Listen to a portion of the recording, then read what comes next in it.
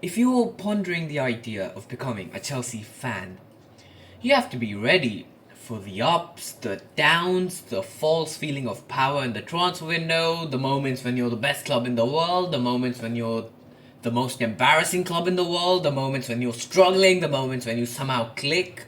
Because that is what is Chelsea Football Club. Full of ups, full of downs. What is up, guys? Welcome back to the channel. Brand new video. We're in the new year, we're in 2024, and Chelsea has started 2024 off with a bang, 4-0 win against Preston. But to be specific, we did not start 2024 with a bang, because that first half was pathetic. I have no words to describe it, pathetic. But I can't sit here and complain, considering we managed to score 4 in the second half. 4-0 win, clean sheet, thank you very much. Job done. But as I said at the start of the video, Chelsea... Man, we have so many ups, so many downs. It's confusing, and as many people have said this season, we are unpredictable. We can turn up, do a City 4, Chelsea 4, or we can lose 2-0 to Brentford, 1-0 to Nottingham Forest. So anything can happen at this football club. But we are through to the next round of the FA Cup, so happy days there. Before we start, guys, if you're new, do leave a like and subscribe to the channel. Now, talking about the game, the lineup. We had Petrovic in goal. I thought it's good for him that he got a clean sheet as well. We haven't had a clean sheet in a long time, ever since like the start of the season. We were getting some clean sheets in succession, but then we haven't gotten many ever since. So that's good for Petrovic.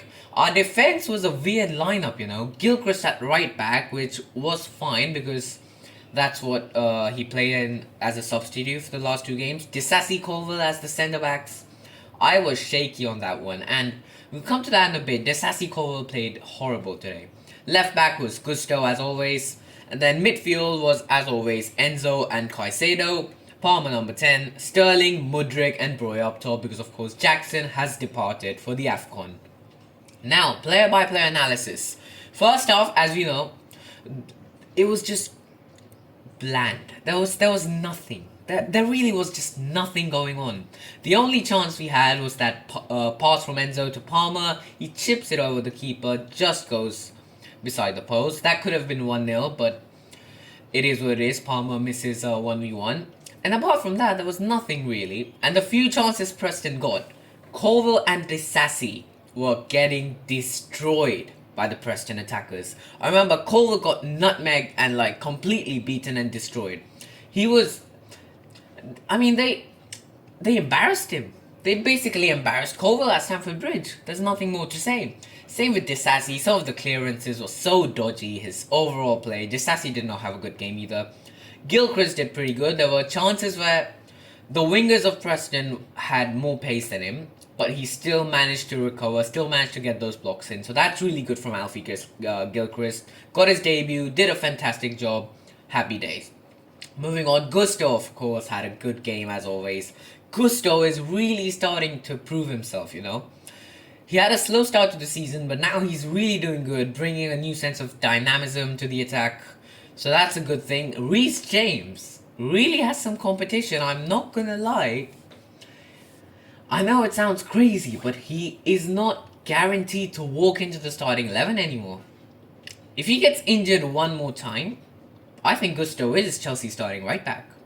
He kind of already is since Reece James is injured half the time, but you get what I'm saying. Same with Chilwell, he's going to have to fight back for his place, especially with Cucurella having a good form of games. But Chilwell and Chukwuemeka are back in training, so that's good. They couldn't make it in time for this game though. Sterling, I thought, had a Sterling level first half where, you know, he's involved in the play, but he's not really doing anything, you know. He has the ball, he's gonna try, he's looking for chances, he's looking for options, but nothing's really happening with Sterling. Palmer had a decent first half. I mean, Palmer is the one who brings a sense of optimism in the attack. You know, link-up play, dribbling past people, making runs, so that was good. Mudryk, I think, had a good game. You know, it was a shame he was subbed off early. Mudryk did good. And then Broya, once again, was invisible in that first half. He was absolutely invisible. Broya just doesn't do anything, but then he got the goal, so that's fine. So yeah, let's start with the goals. Second half, I don't know what Pochettino said at halftime, but it worked. Because second half, these guys were on a different level. So Caicedo gives it to Mudryk, he gets it, He's surrounded by 3 defenders, but he managed to give it to Gusto. Gusto crosses it in. Broja with a brilliant header heads it back post, and that is 1-0. And now we're starting to think, yeah, surely it's game over now. I mean, yeah, we're not going to lose to Preston at home, and now that we've taken the lead, it's going to be fine. And then the substitutions were weird because the next minute, Mudryk crosses it in, and Broja just misses a header. It hits the crossbar. So you can clearly see that we found a way to exploit their defense. Mudryk is crossing it in, Broja is heading it in. But then Pochettino subs out Mudryk, which was really puzzling for me. And then he subs out Alfie Gilchrist as well, and brings in Thiago Silva, which all I can see from that is Thiago Silva is being brought on to solidify the defense, which again begs me to question, why are we parking the bus when we're 1-0 up at home against Preston North End? That is my problem. But it is what it is, because Thiago Silva comes on 6 minutes later. That was such a Drogba-esque header, by the way. Comes in, runs into the front post, heads it back post, and it's a goal. So at that point, 2-0, it's more or less done. We're sitting back. And then it's a free kick, and then just like the Newcastle game, Sterling... I never knew Sterling could take free kicks, honestly, until the Newcastle game. But looks like he has a special talent for taking like close-range free kicks, because he gets them up and under the bar so perfectly. That's, I think, three free kicks this season and 2 goals, which is a good success rate. So we have a good free kick taker now. We haven't had a good free kick taker since Willian, so that's a really good thing. And Marcus Alonso, of course. How can I forget him? So Sterling scores the free kick, 3-0. And then there's some clumsy, dodgy link-up play, but it's still link-up play in the box. 85th minute, ball lands to Enzo. It's a simple tap-in. It was ruled out for offside, but then the VAR declared it onside. So Enzo's got a goal, got some confidence. That's going to do wonders for him because he's just come back from a hernia injury. So yeah, it's going to be better for Enzo. First half for Enzo wasn't that good. I think he was playing a bit too further forward, leaving Caicedo exposed. But I think Caicedo and Enzo, it's crazy price tags that were put on them. Especially Caicedo. Enzo, I understand. He won Young Player of the World Cup, so there's the hype. Caicedo, it still baffles me how Todd Bowley paid £115 million for this guy. But I think they're finally starting to gain some run of games, and we just need consistency. We need all 3 of them, Gallagher, Caicedo, Enzo, to play together. Gallagher came on later on, ran about, put in some tackles, did the normal stuff. David Washington's alive, guys. David Washington is alive. And now that Jackson's gone for the AFCON, he'll probably make a few more appearances. Came on for Broja, didn't have time to do anything. Madueke came on, looked sharp, did help in some of the goals, so yeah, there's that. Madueke should have started though instead of Sterling. But, as I said, I won't complain because Sterling scored the free kick. And finally we have a good free kick taker. But Pochettino, man. Even though the last 2 months the team has been carrying by, this guy's substitutions, something's off. His lineups, his tactics, his substitutions. Something's off with Pochettino, It's just, I'm not saying, I'm not Poch out, alright? Because first of all, we'll have no one else to go to. Pochettino is the man for this project. But he's making dodgy decisions, weird moves.